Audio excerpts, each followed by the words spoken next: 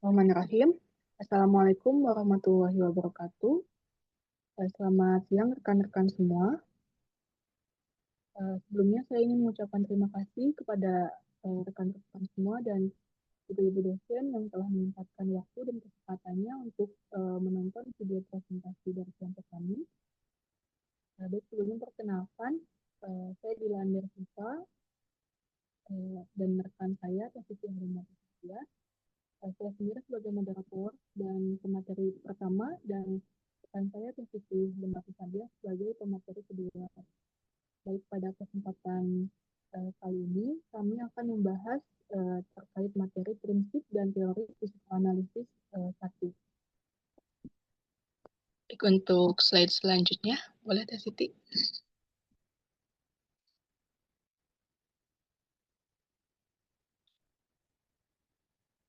Baik, untuk materi pertama akan dibahas oleh saya sendiri, yaitu mengenai pengenalan psikoanalisis, di mana psikoanalisis itu adalah teori revolusioner Sigmund Freud, dokter neurologi Austria pada abad ke-19, yang mengubah pemahaman psikologi secara fundamental, di mana Freud itu memandang manusia bukan sebagai makhluk rasional yang sepenuhnya dikendalikan oleh pikiran sadar, melainkan sepenuhnya digerakkan oleh energi psikis dan biologis dasar yang bersifat tidak sadar dan primal.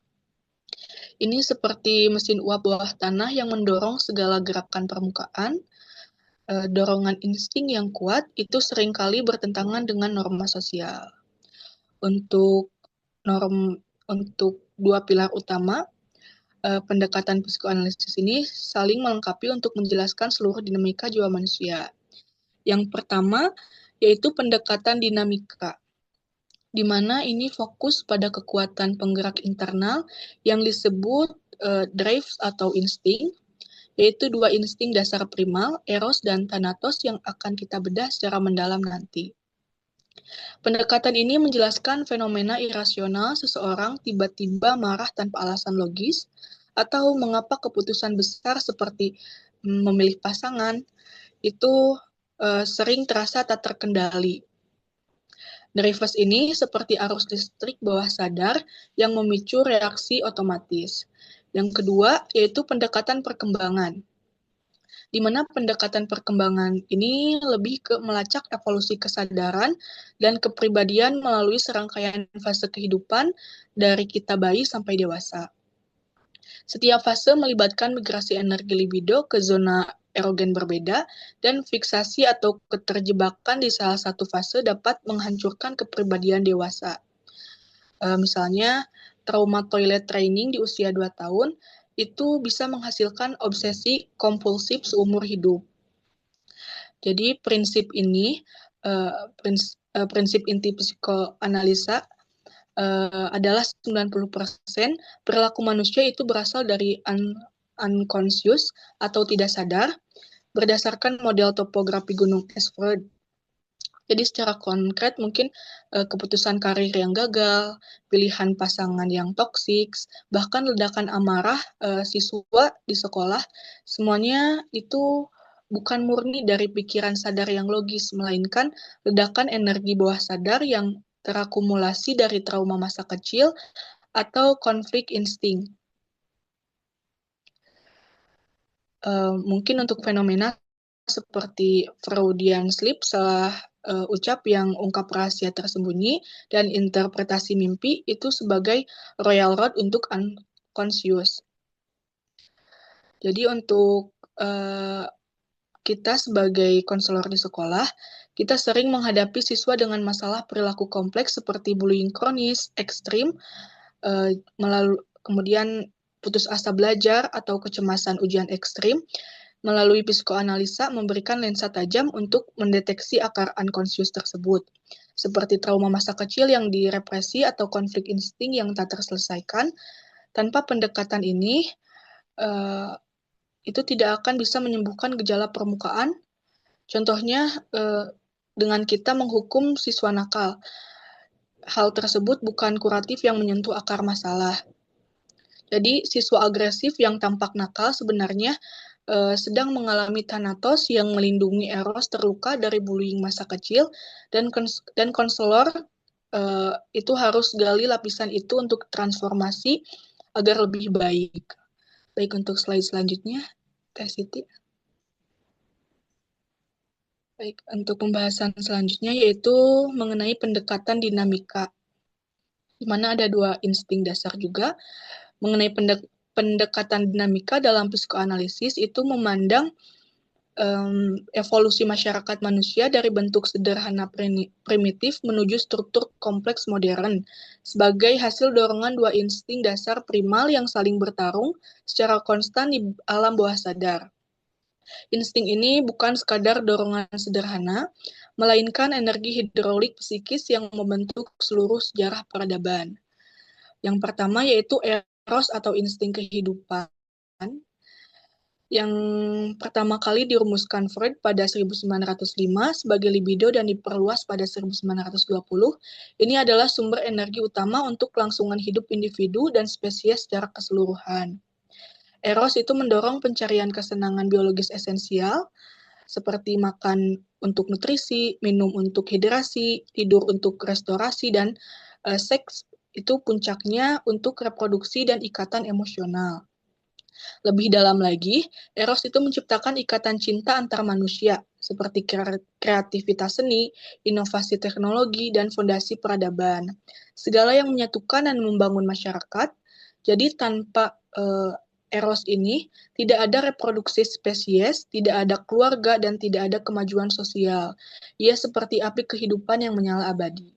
Yang kedua, yaitu thanatos atau insting kematian yang diperkenalkan Freud pada 1920 dalam Beyond the Pleasure Principle sebagai antitesis Eros. Ini adalah energi agresi destruktif yang pada dasarnya mendorong kembali ke kondisi inorganik atau kematian, tetapi berfungsi untuk perlindungan diri dalam struggle for life yang kejam, di mana Thanatos muncul secara otomatis saat objek cinta Eros itu terancam.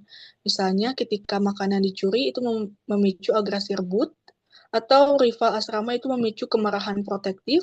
Ini bukan destruktif buta semata, melainkan agresi defensif yang esensial untuk survival evolusi, seperti mekanisme fight or flight pada hewan. Jadi,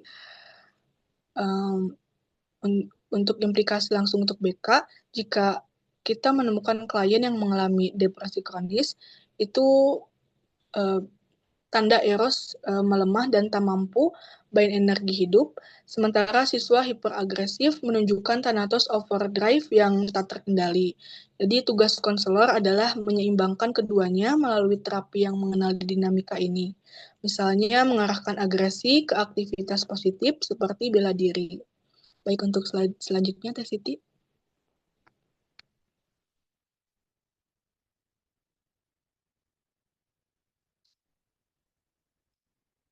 Baik, untuk pembahasan selanjutnya yaitu dinamika Eros dan Thanatos, konflik dan mekanisme pertahanan, di mana dinamika utama psikoanalisis itu terletak pada konflik konstan antara Eros dan Thanatos yang berlangsung sepenuhnya di alam bawah sadar, menghasilkan seluruh spektrum emosi manusia dari yang paling mulia hingga paling destruktif. Eros dominan melahirkan emosi cinta mendalam, kegembiraan murni, keterikatan emosional stabil, dan empati sosial. Berbanding terbalik, sebaliknya Thanatos itu dominan memunculkan takut eksistensial, marah membaca, benci mendalam, iri destruktif, penderitaan berkepanjangan, hingga suicidal impulse yang ekstrim. Konflik ini bersifat ambivalence. Cinta selalu berpotensi berbalik menjadi benci saat mereka merasa terancam. Jadi untuk mengelola konflik mematikan ini dan menjaga keseimbangan psikis serta keberlangsungan hidup, itu adanya ego itu mengaktifkan mekanisme pertahanan atau defense mekanis secara otomatis dan tidak sadar. Pertama yaitu adanya represi atau repression. di mana itu proses utama di mana dorongan atau pengalaman menyakitkan itu didorong ke unconscious secara paksa. Contohnya trauma pelecehan seksual pada anak direpresi total, tetapi bocor sebagai anxiety disorder dewasa, kemudian mimpi berulang atau sleep of tongue. Efeknya itu hemat energi jangka pendek tapi berbahaya jangka panjang karena tekanan bawah sadar terus menumpuk. Yang kedua itu projection, yaitu dorongan buruk yang tak tertahankan diproyeksikan ke orang lain seolah milik mereka.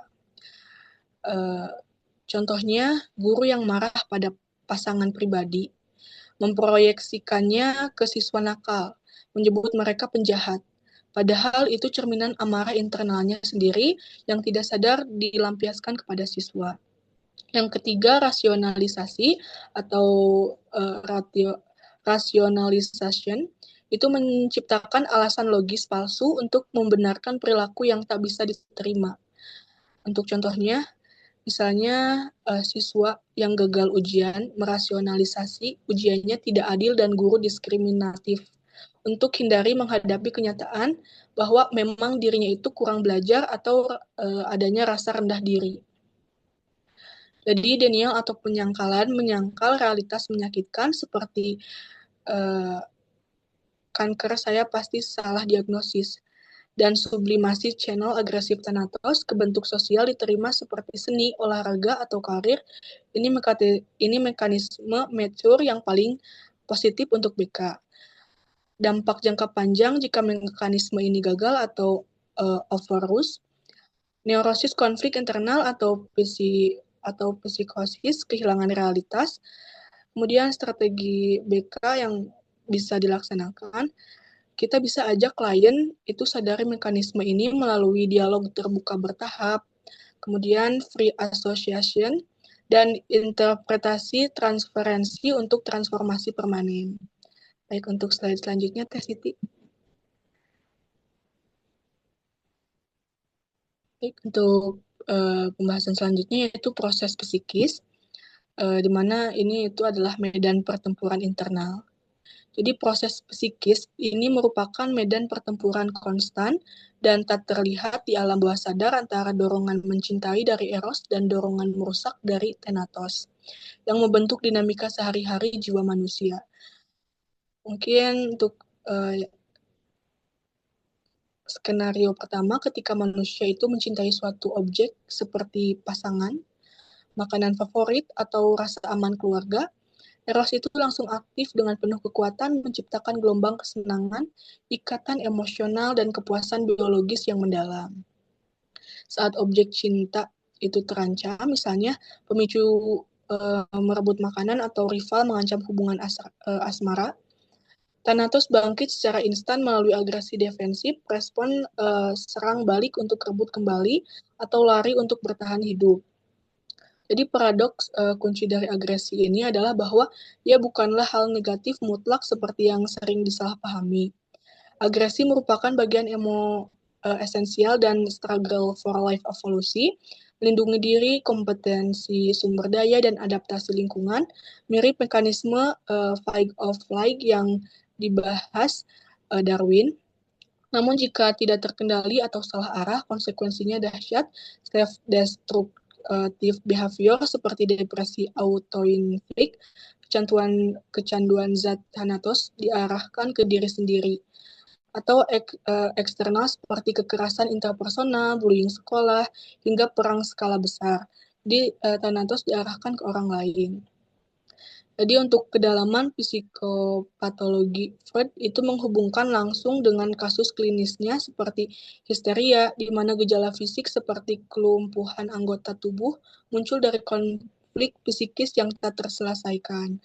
Aplikasi BK, mungkin kita sebagai konselor itu harus mengenali pola ini pada siswa dan menyalurkannya positif, seperti konseling olahraga untuk channel Thanatos menjadi leadership, atau terapi kelompok untuk kita bisa mencegah bullying melalui pemahaman ambivalence mengelola emosi. Baik, untuk slide selanjutnya, Teh Siti. untuk pembahasan selanjutnya mengenai topografi kewadaran yang dianalogikan seperti gunung es, di mana Freud itu menggunakan analogi gunung es yang ikonik untuk menggambarkan topografi kewadaran, yaitu struktur bertingkat pikiran manusia yang menjelaskan bagaimana kesadaran hanya permukaan tipis dari lautan bawah sadar. Lapisan pertama atau conscious atau sadar merupakan bagian kecil sekitar 10% yang sedang dipikirkan atau diobservasi secara aktif saat ini, di mana disinilah ego berperan sebagai mediator rasional, menghubungkan dorongan insting primal dari ID dengan tuntutan realitas eksternal serta norma moral dari superego. Contohnya, Anda merasa lapar secara sadar, kemudian adanya ego merasa lapar, kemudian memilih makanan sehat daripada junk food berdasarkan pertimbangan kesehatan dan etika. Lapisan yang kedua yaitu preconscious atau ambang sadar, berfungsi sebagai gudang ingatan sementara yang dapat dengan mudah dipanggil ke kesadaran saat dibutuhkan. Contohnya nomor HP teman atau resep masakan favorit tidak sedang dipikirkan sekarang, tapi akses instan tanpa usaha besar. Kemudian untuk lapisan ketiga dan terbesar yaitu unconscious atau tidak sadar, mencakup 90% volume gunung es yang tersembunyi di bawah air, menyimpan ID dengan insting eros dan thanatos, trauma masa kecil yang direpresi, serta dorongan terlarang seperti agresi atau hasrat insentius. Itu pengaruhnya terhadap perilaku sangat kuat tapi tidak langsung, melalui mekanisme seperti Freudian slip, salah ucap yang ungkap rahasia, mimpi simbolik, atau gejala neurosis seperti fobia irasional. Proses dinamisnya kompleks. Dorongan dari unconscious itu mencoba naik ke conscious yang ekspresi, tapi sering diblokir oleh sensor resi ego. Itu menyebabkan akumulasi tekanan psikis. Praktik BK yang bisa langsung dilakukan yaitu gunakan teknik free association, di mana siswa bercerita bebas tanpa sensor untuk menggali lapisan ini, mengungkapkan akar masalah seperti trauma bullying yang memicu depresi saat ini dan saat kita rasakan, sehingga itu mempengaruhi kehidupan sehari-hari kita yang bisa diungkapkan. Jadi BK itu bisa untuk mendorong siswa agar bisa menyampaikan dan mengungkapkan perasaannya. Baik, untuk slide selanjutnya, Teh Siti. Baik, untuk fase perkembangan, itu terbagi menjadi beberapa. Yang pertama yaitu fase oral dan anal. Pendekatan perkembangan psikoanalisis itu menjelaskan bagaimana energi libido berimigrasi secara bertahap ke zona erogen, berbeda melalui 5 fase kehidupan, di mana setiap fase membentuk fondasi kepribadian, dan fiksasi atau keterjebakan di salah satu fase dapat menyebabkan patologi karakter dewasa yang persisten. Fase pertama, fase oral, dari 0 hingga 1 tahun, itu memiliki mulut sebagai pusat kesenangan utama melalui aktivitas menyusu ASI atau susu botol serta mengunyah jari atau objek. Kebutuhan primer adalah nutrisi fisik dikombinasi dengan kehangatan emosional dari ibu. Itu akan membentuk dasar trust versus mistrust. Menurut Erikson, fiksasi di fase ini menghasilkan karakter oral, tipe sarkastik sinis dan argumentatif oral agresif dari frustasi beating, atau terlalu dependen pasif dan manipulatif oral reseptif dari overindulgence.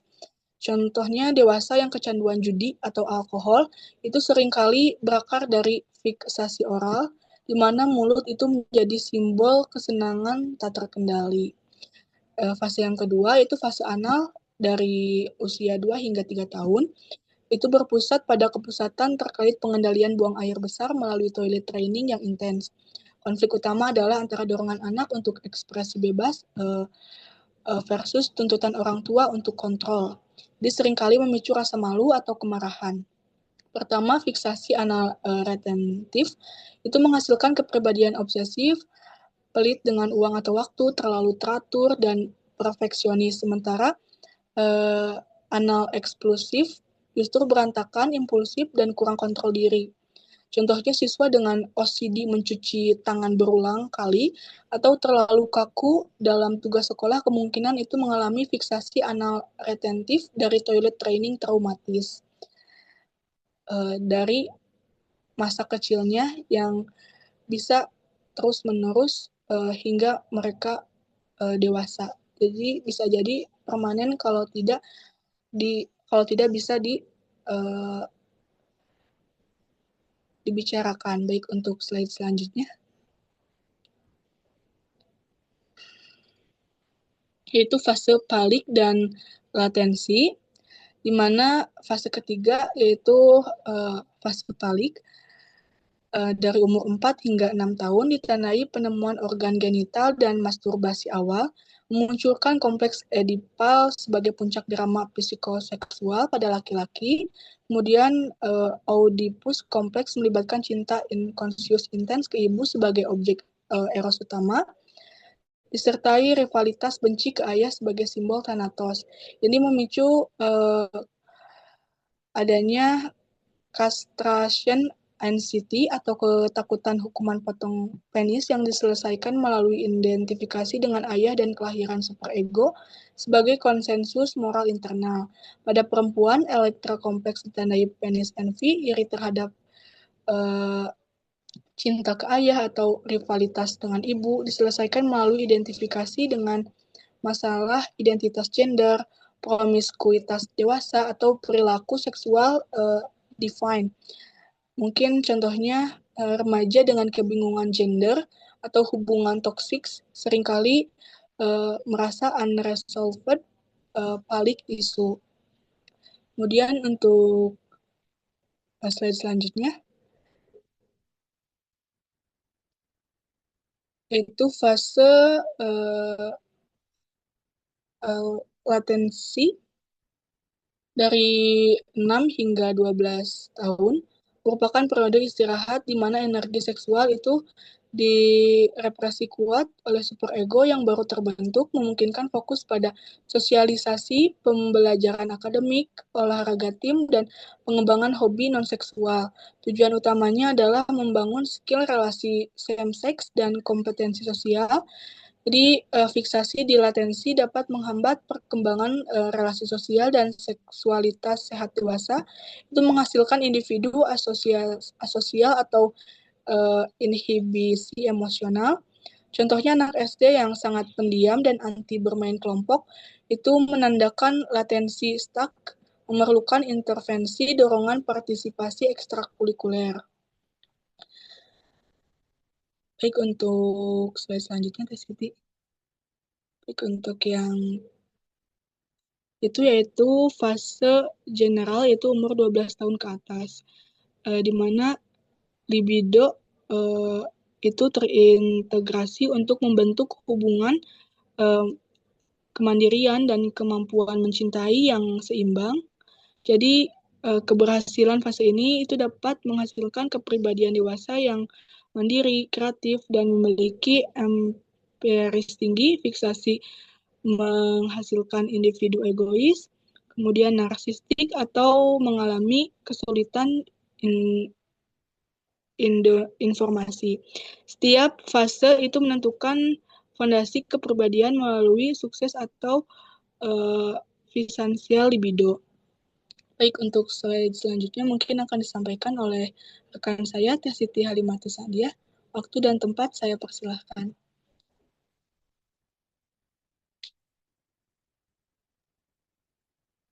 Baik, terima kasih kepada Tedila yang telah memaparkan pemaparan mengenai psikoanalisa. Nah, saya akan mencoba untuk melanjutkan pemaparan materi mengenai psikoanalisa satu ini, di mana struktur kepribadian. apa sih struktur kepribadian itu? Nah, di sini menurut Sigmund Freud, dalam psikoanalisis, kepribadian manusia terdiri dari tiga bagian.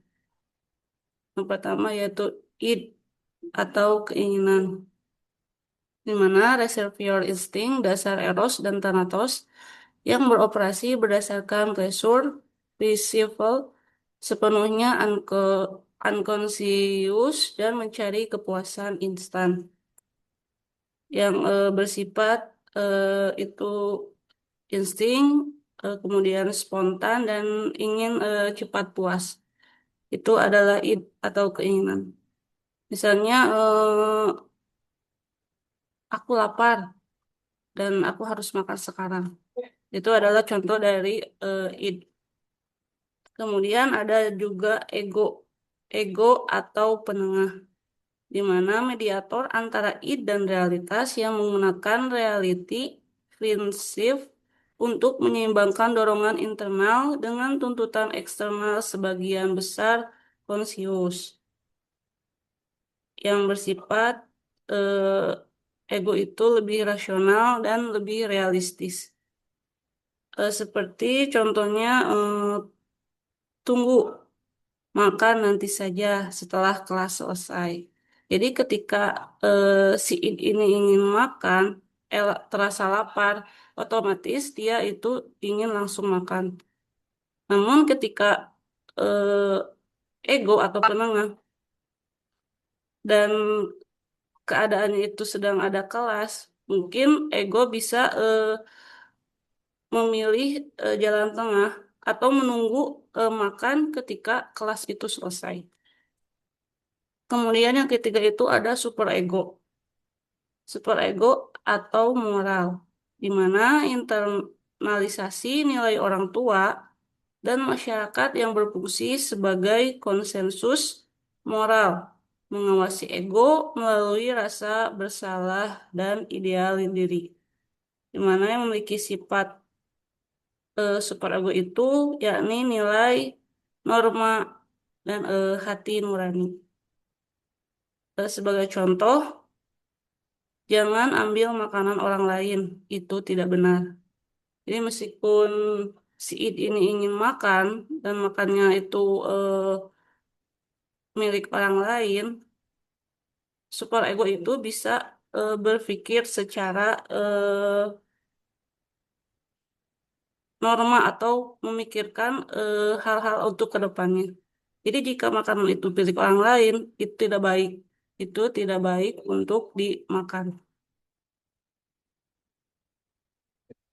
Jadi struktur kepribadian ini antara id, ego, dan superego itu sangat eh, berkesinambungan, di mana id adalah keinginan yang bisa menginginkan sesuatu dengan instingnya dan secara spontan. Kemudian ada juga ego, ego yang eh, lebih menjadi penengah. Kemudian superego juga itu lebih ke moralitas atau nilai norma.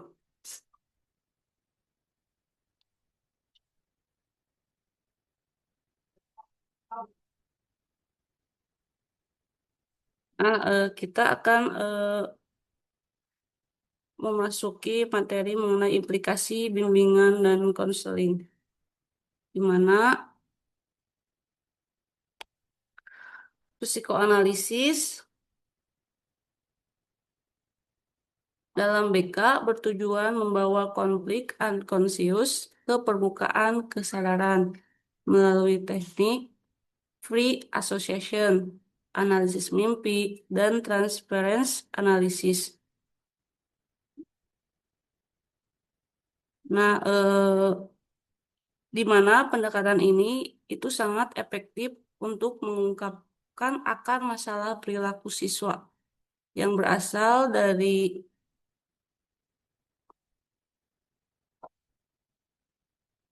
masa kecil atau konflik insting yang tidak terselesaikan. Jadi konselor itu bisa berperan sebagai detektif jiwa, yakni yang membantu klien mencapai insight dan katalis emosional untuk perubahan permanen. Jadi relevansinya apa sih dan kenapa penting gitu untuk psikoanalisa ini? Karena bisa menjelaskan konflik dalam diri. Jadi kita sering bingung karena adanya tarik-menarik seperti id kan ingin sesuatu, kemudian super ego melarang dan ego menengahi. Contoh dalam kelas biasanya seorang itu ingin nyontek, itu seperti id. Eh, tapi super ego juga itu tahu bahwa menyontek itu salah dan sebagai pengah akhirnya belajar atau tidak jadi nyontek. Jadi karena perlakuan itu buruk atau tidak baik, jadi seorang itu lebih memilih untuk belajar dan untuk tidak lagi mencontek. Itu adalah itu. Kemudian bisa membantu memahami perilaku manusia. Jadi impulsif, id itu dominan, eh, bijak, bijaksana karena egonya itu kuat. Kemudian perfeksionis atau mudah merasa bersalah karena super egonya itu kuat.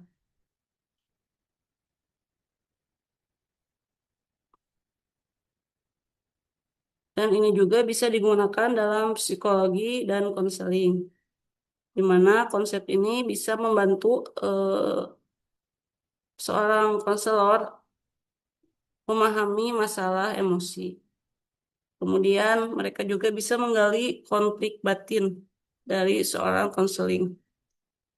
Dan eh, konselor juga bisa memahami pengaruh masa kecil atau mungkin kejadian atau traumatis yang dilalui oleh konseling tersebut ketika ia eh, masih kecil.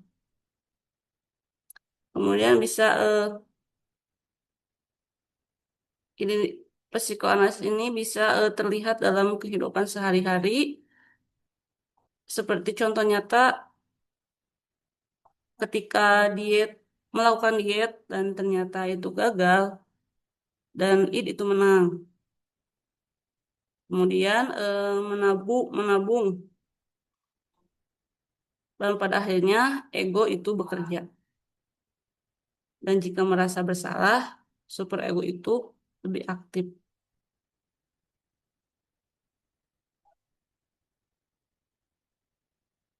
Kemudian keterbatasannya itu bisa diantara lain, jadi psikoanalisis ini tidak sepenuhnya ilmiah. Jadi dan sulit untuk dibuktikan secara eksperimen karena mungkin eh, psikoanalisis ini terlalu fokus pada dorongan dasar.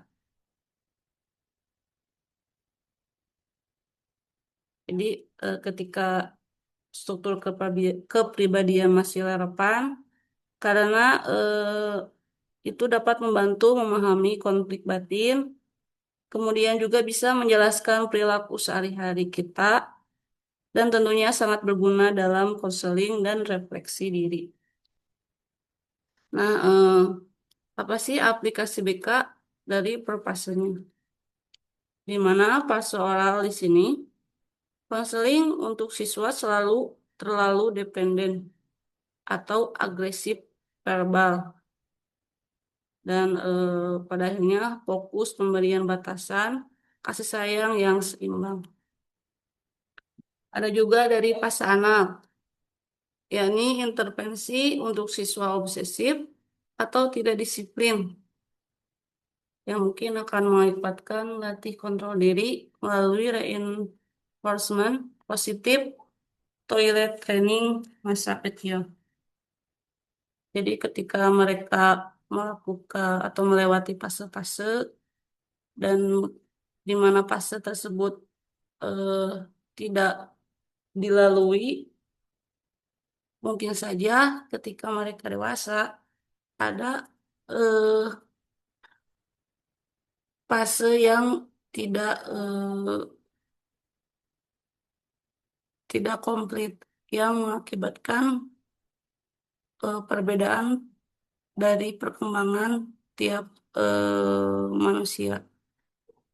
Kemudian fase balik di mana bisa membantu siswa dengan identitas gender bermasalah melalui eksplorasi kompleks Oedipus secara aman.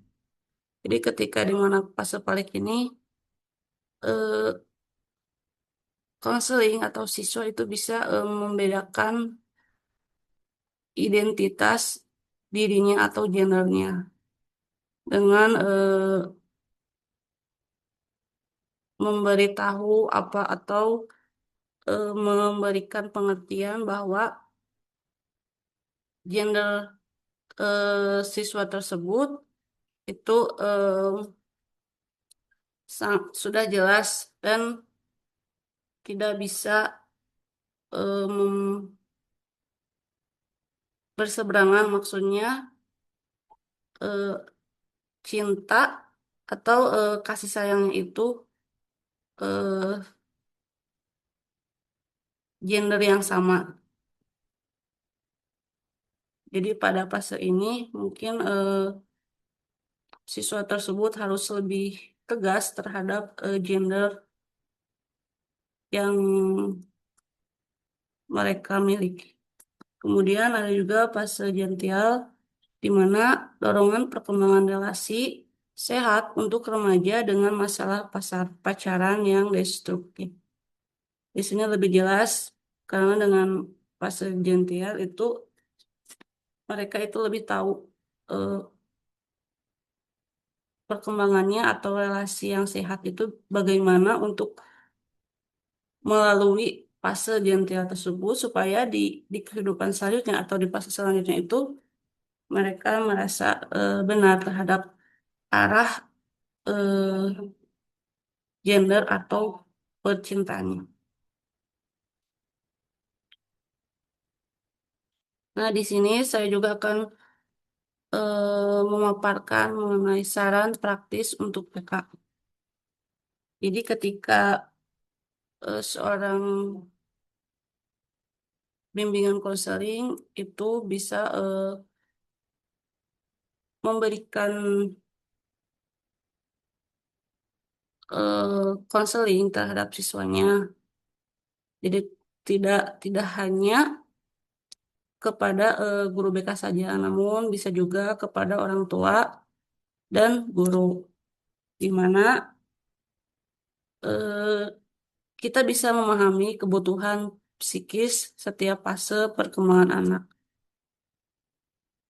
atau peluk cukup fase oral, toilet training, sabar fase anal. Jadi ketika sedang ada di fase oral, itu harus cukup dalam penjelasannya terhadap fase tersebut. Dan ketika melakukan toilet training, kita harus sabar eh, me- mengarahkan anak tersebut supaya eh, di kemudian hari. Jadi ketika fase tersebut seperti peluk yang cukup di fase oral, kemudian toilet training yang sabar di fase anal itu bisa mencegah fiksasi jangka panjang. Jadi ketika fase tersebut terlewati dengan baik, maka besar kemungkinan eh, kehidupan yang akan datang atau jangka panjang itu bisa dilalui dengan baik juga. Kemudian bagi eh, saran untuk seorang konselor BK, di mana seorang BK ini bisa dengan rutin melakukan dream analysis dan memperhatikan transparansi siswa atau transparansi siswa untuk mengungkapkan konflik unconscious secara efektif. Jadi seorang konselor BK itu bisa dengan rutin melakukan analisisnya dengan cara memperhatikan seorang siswa tersebut untuk bisa lebih efektif mengungkapkan konflik yang dideritanya. Jadi integrasikan psikoanalisis ini dengan pendekatan modern seperti CBT untuk hasil yang lebih cepat dan terukur di setting sekolah. Jadi sekolah menerapkan pendekatan yang lebih modern seperti CBT tersebut.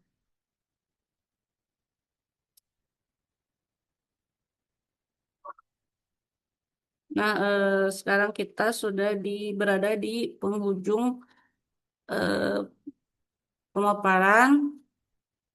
Saya berterima kasih kepada rekan-rekan semua yang telah memberikan waktu untuk saya memaparkan dan juga terima kasih kepada Teh Dila atas eh, waktu yang telah diberikan. Untuk itu, saya kembalikan lagi kepada moderator. Mangga Teh Dila. Baik, terima kasih Teh Siti atas pemaparan materinya yang sangat relevan dan lengkap. Mangga Teh Dila untuk memberikan kesimpulannya sebagai akhir dari presentasi hari ini. Baik, untuk kesimpulannya, dari keseluruhan materi, prinsip dan teori psikoanalisis 1, di mana psikoanalisis ini mengungkapkan bahwa perilaku manusia itu digerakkan oleh dinamika konflik eros atau insting kehidupan dan thanatos insting agresi yang berlangsung di unconscious, yang mempengaruhi seluruh emosi dan keputusan yang kita ambil.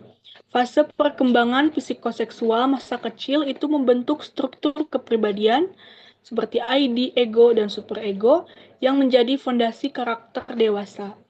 Dalam bimbingan konseling, pemahaman ini memungkinkan intervensi tepat sasaran untuk mengatasi akar masalah psikis siswa secara permanen agar bisa jauh lebih baik ke depannya. Baik, mungkin uh, cukup sekian dari kelompok kami. Mohon maaf bila dalam penyampaian materi masih banyak sekali kesalahan dan bahasa yang kurang berkenan. Sekian dari kelompok kami. Wassalamualaikum warahmatullahi wabarakatuh.